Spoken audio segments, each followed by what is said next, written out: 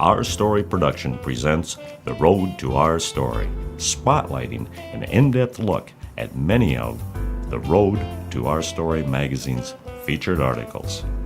So get ready, for you're about to travel on The Road to Our Story.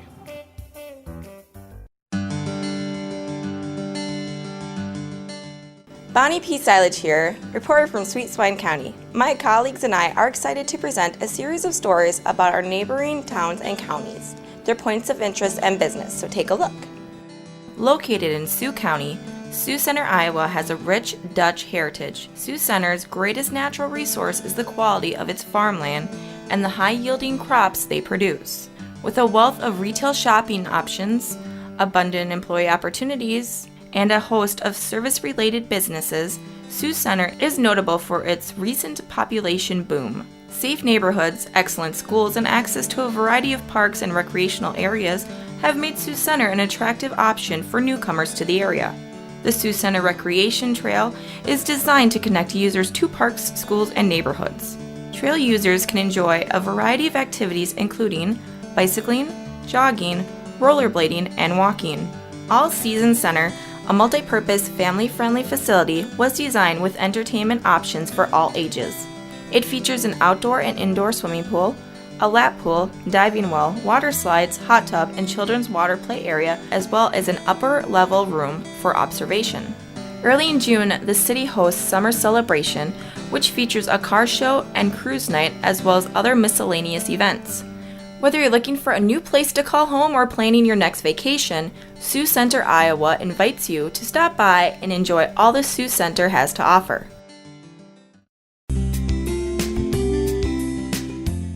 Hi, Cassidy Davis here, and although you might know me from the Cocklebur Morning Show, I'm not here to talk about me today.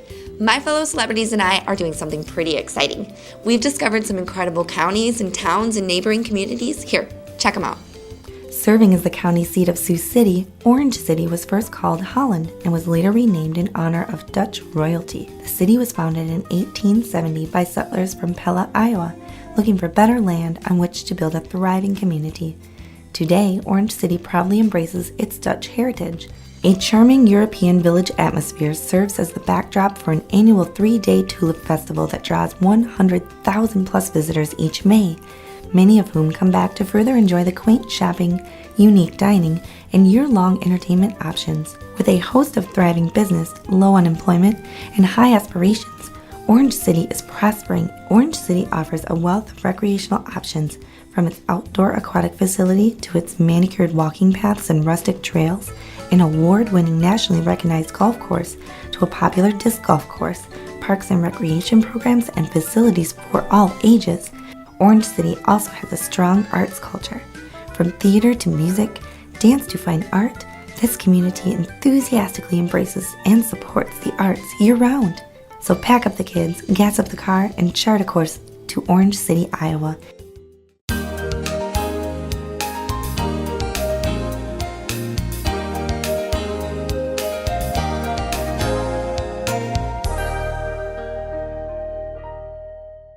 Hello, I'm Jason Howland. Welcome to Speaking of Health, a place to help you learn how to live a longer and healthier life.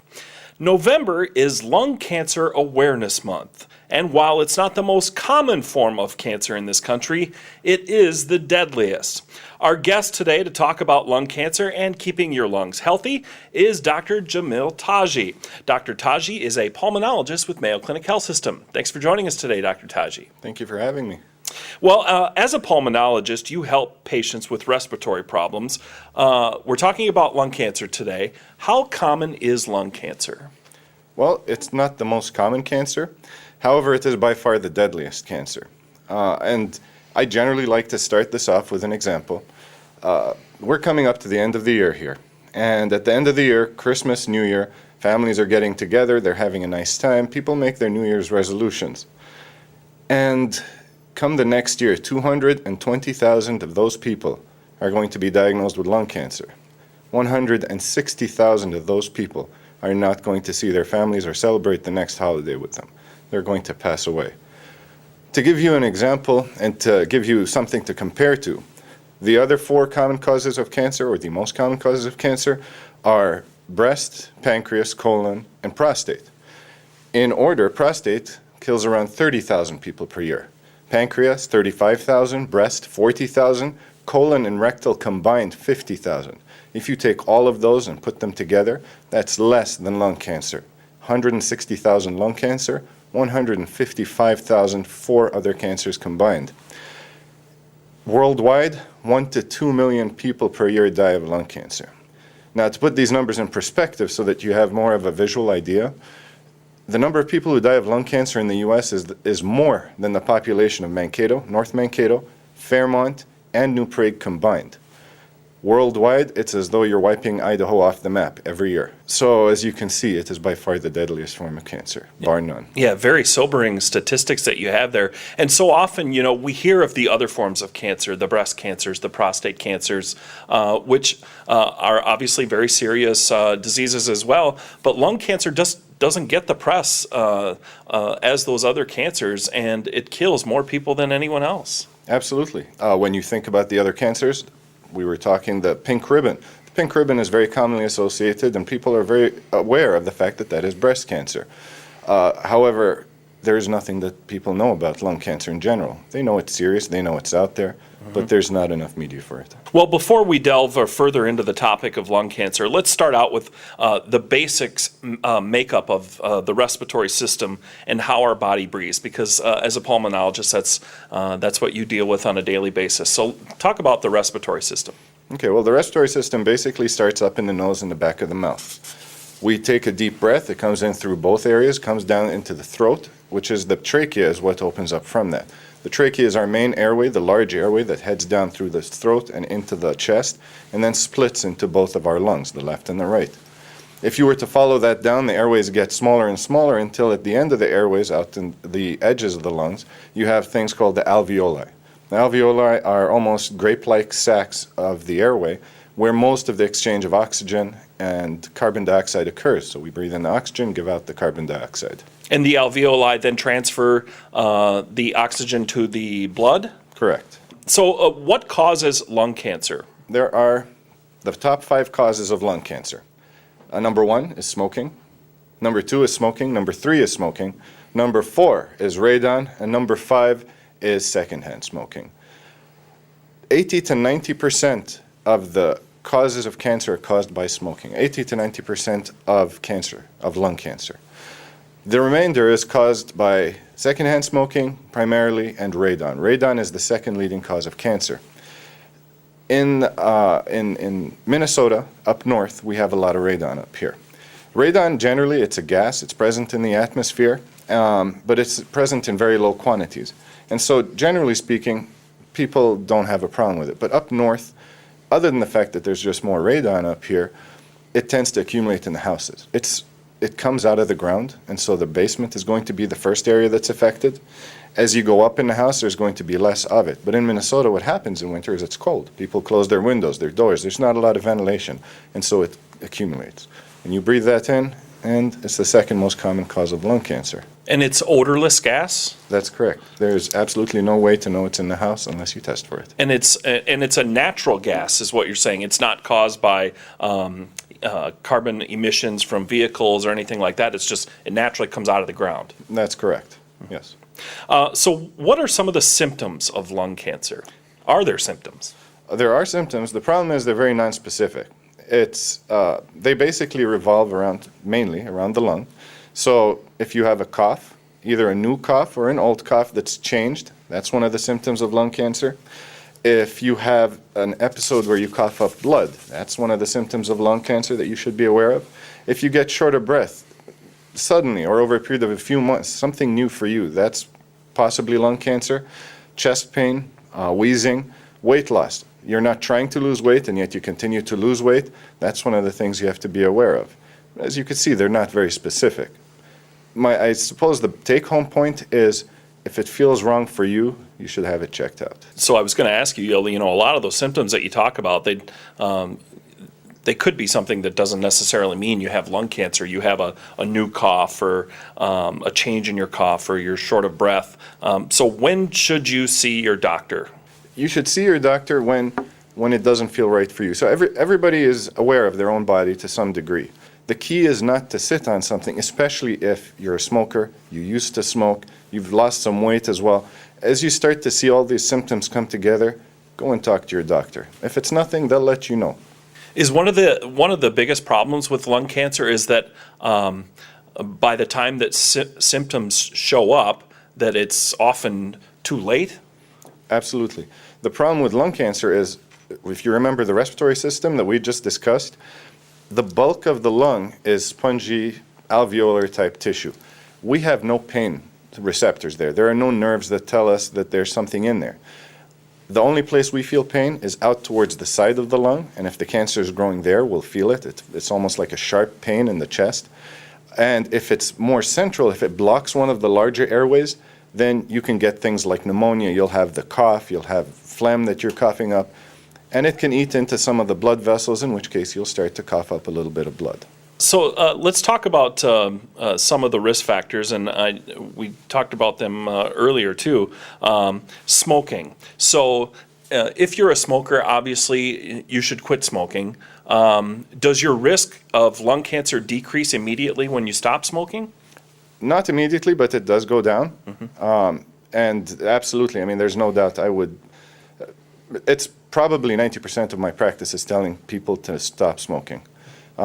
I can't overemphasize that. And I mean, it's pretty obvious. Smoking is you're bringing in a chemical that's not good for your body, and you're basically inhaling it into your lungs on a daily basis. Right, exactly. I mean, it may be a little more extreme of an example, but imagine lighting a bonfire and putting your head over it and breathing it in. We wouldn't do that. Right. And yet we do it in small little cigarettes. Secondhand smoke, another one of those risks.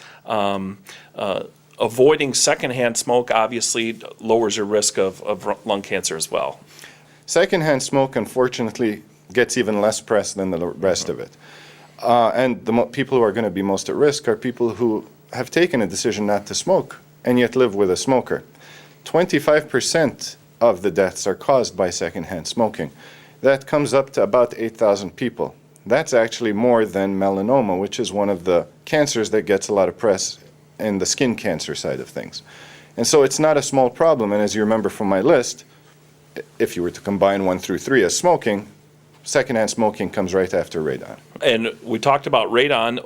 What about some other chemicals? Are there other things like I've heard of asbestos being a possible cause of lung cancer? That's correct. Asbestos is a cause of lung cancer. It becomes even more of a problem in smokers. Fortunately, asbestos there was more public awareness of it in the 50s, 60s, and 70s, and so the government did take action. They started to tear down older schools and buildings that had the insulation with asbestos. It used to be that the people in the military, in the Navy specifically, had a lot of exposure to asbestos. And so nowadays you will tend to see it in the older generation, people who had those exposures.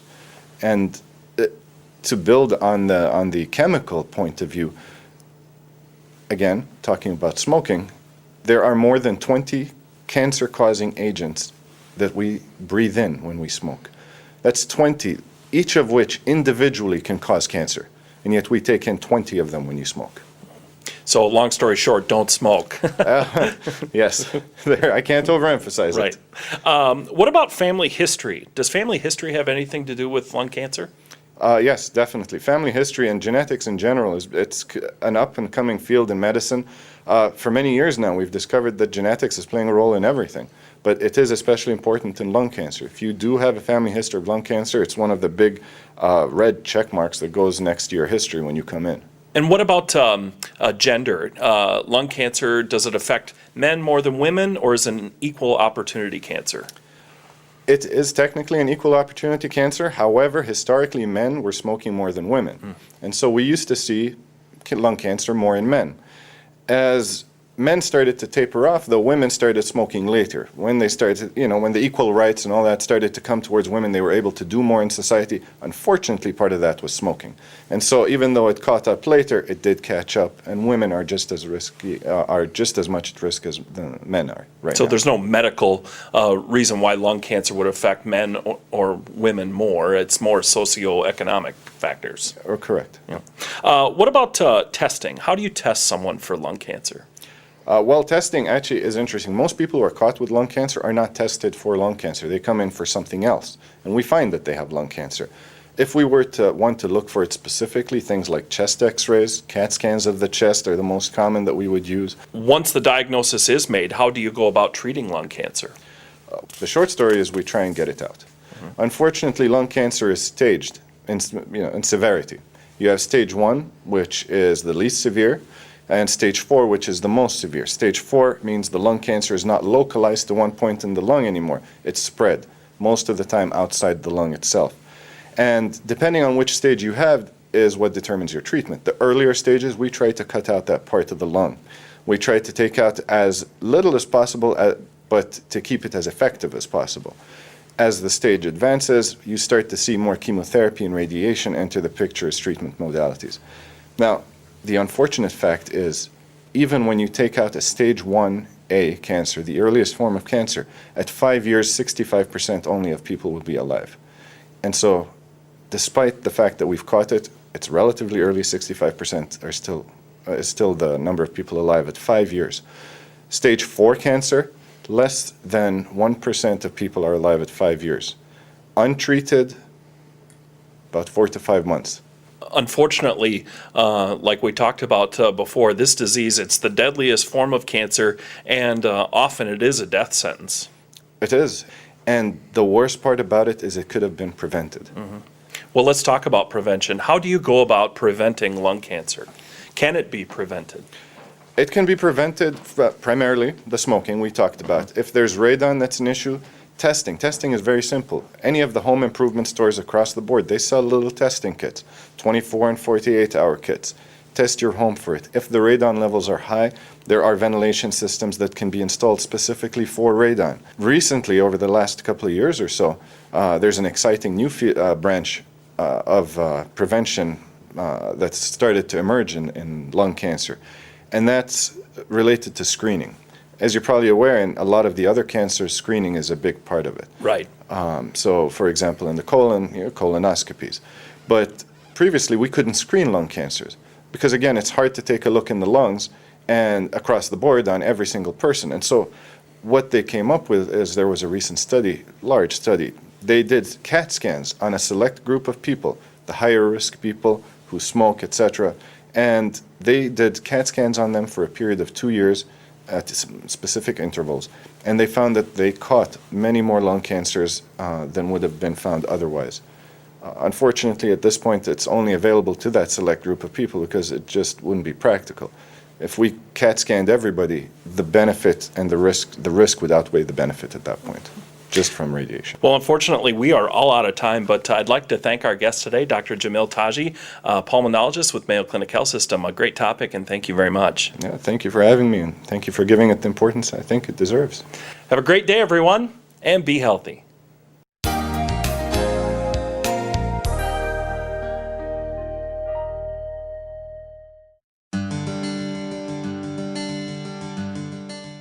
Bonnie P. Silage here, reporter from Sweet Swine County. My colleagues and I are excited to present a series of stories about our neighboring towns and counties, their points of interest and business, so take a look.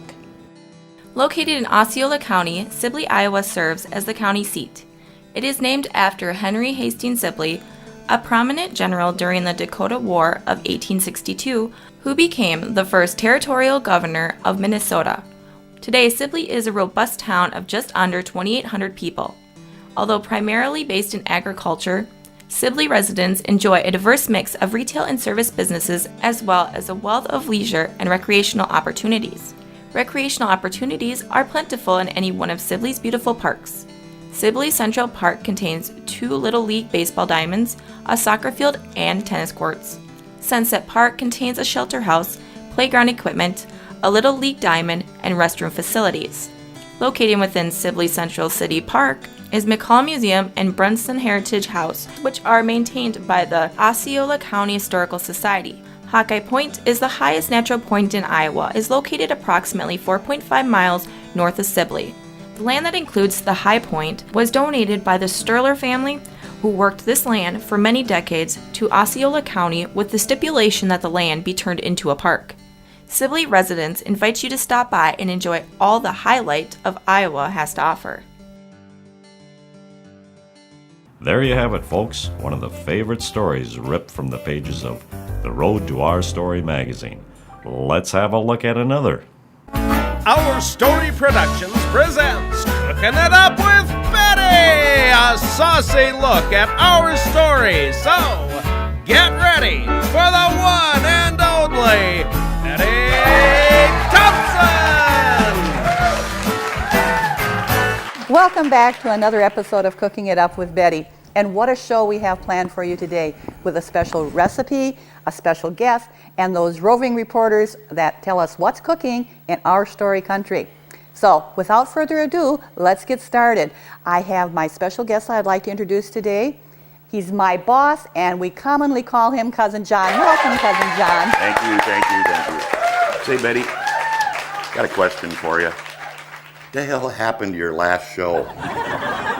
Well, what do you mean? Well, this is supposed to be a cooking show, and you cooked some Jell-O or something. I don't know. Well, it was one of those things, that I was trying for something different, something new and exciting. But, Elmer was really upset. Really? Yeah. He said the wiring in this place is 30 years out of date. The wiring in your studio. Well, yeah, that's something you got to remember, Betty. This is my studio, and as a matter of fact, you were supposed to provide the appliances and the accoutrements for the kitchen, but this is my place. Well, yeah, I forget about that because, it does look like my kitchen with all my favorite cookbooks and everything, but it's the wiring and the hookups. They're out of date. Elmer practically closed us down. He reported us. I'm down to no refrigerator, no stove. It's really hard to do a cooking show with no stove and no refrigerator because the wiring is out of date. When are you going to get that fixed? Well, we'll talk about that a little later. Don't you have someplace that, you can find us someplace to eat?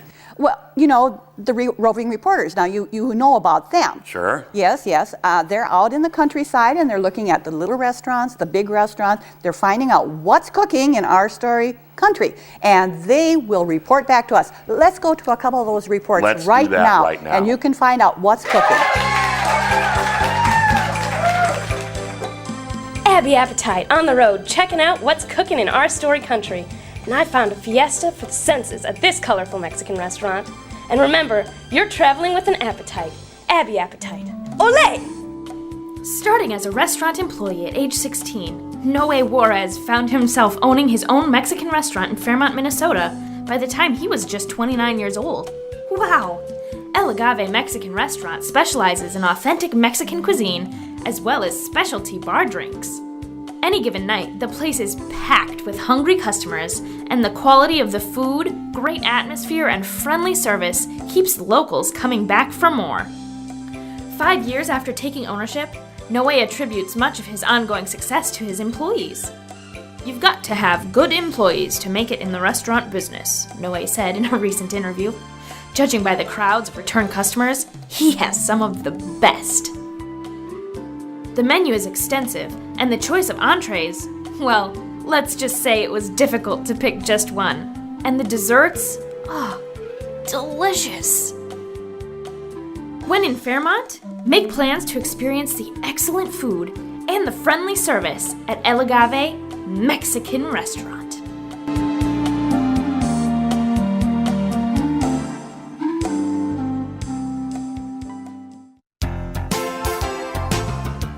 Pizza, pizza, pizza. Select the toppings, pile on the cheese, and when all is said and done, the only leftover in sight will be I, Lenny Leftover.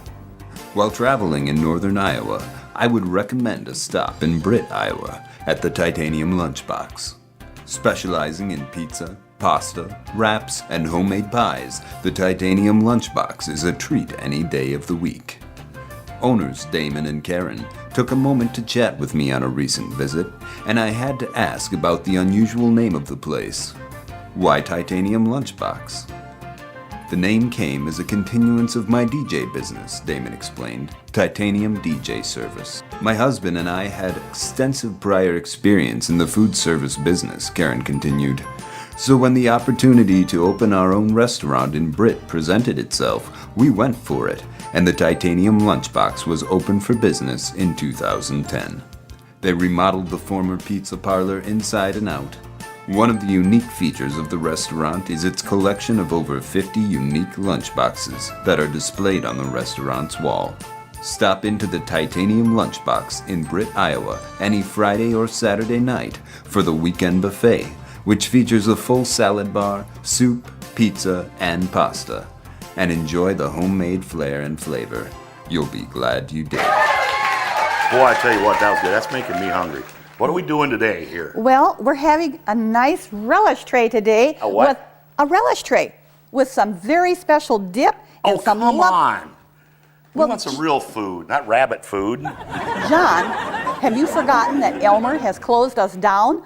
I'm working out of an ice chest, so I have fresh fruits and vegetables and homegrown pickles that I win blue ribbons at the fair. That's what I have to work with. You have to get this fixed if you want me to cook. That plow's going to be the death of me yet. Well, you know, if you'd like to help, you could peel a carrot and get us started here. Seriously? You want me to peel a carrot? Well, you know, it's... Do these look like the hands that peel carrots? Why don't you have some wine and just settle down here? All right. Come on. You have a little bit of wine and I'll tell them about my special dip. Don't throw my carrot on the floor.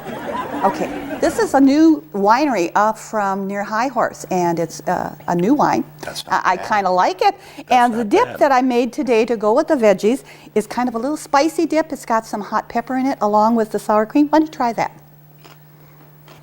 What do you think? Oh, folks, this is really good.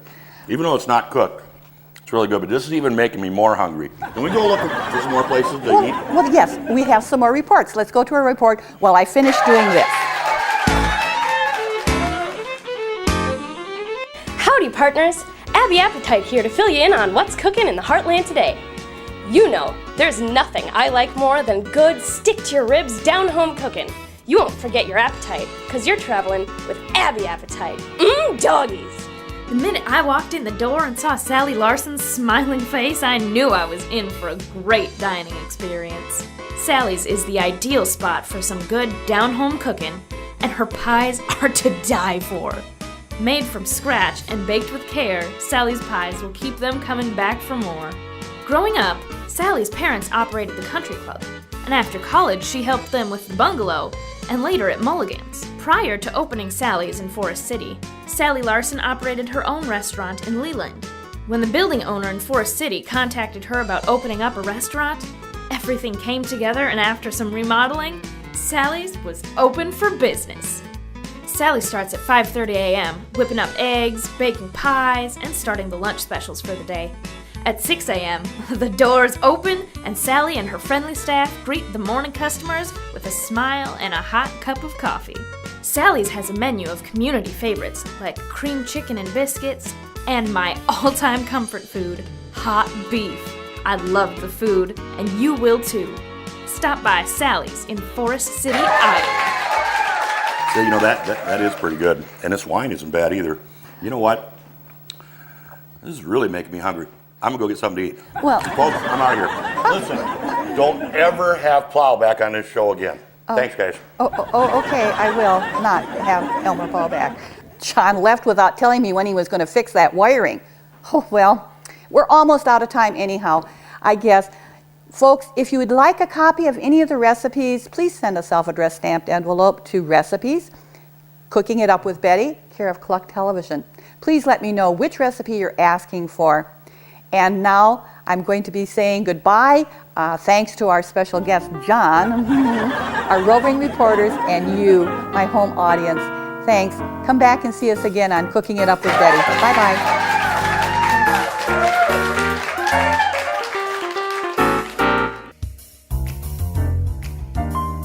This concludes the Our Story broadcast day. For more information, go to ourstorymn.com, and remember, it's not just the past, but the present that is our story.